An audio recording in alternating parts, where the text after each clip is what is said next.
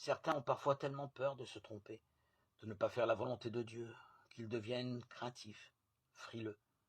Ils n'osent prendre aucune initiative, vivent dans l'attente permanente que la volonté de Dieu leur soit manifestée de façon éclatante et s'installent dans une forme de peur, de fausse soumission.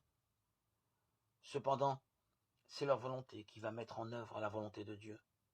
Il leur faut trouver un juste équilibre entre l'initiative, l'audace, la créativité et la docilité à l'esprit.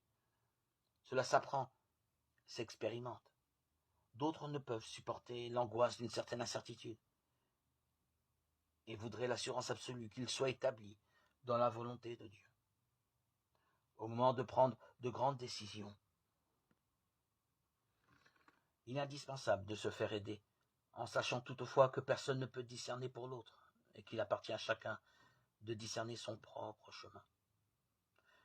Il y a toujours le risque de se tromper, et il est essentiel d'essayer de prendre sa décision en vivant les conditions d'un vrai discernement dans l'esprit, notamment en se faisant aider par quelqu'un de sûr. Si nous demeurons disponibles, nous pouvons être certains que la sagesse et l'amour de Dieu nous remettront sur les bons rails. Nous pensons parfois avoir peur de nous tromper, alors qu'au fond, nous ne sommes pas vraiment décidés à faire tout ce qu'il nous dira. Jean 2, 5. Et notre mal-être vient souvent de notre résistance aux indications de l'esprit.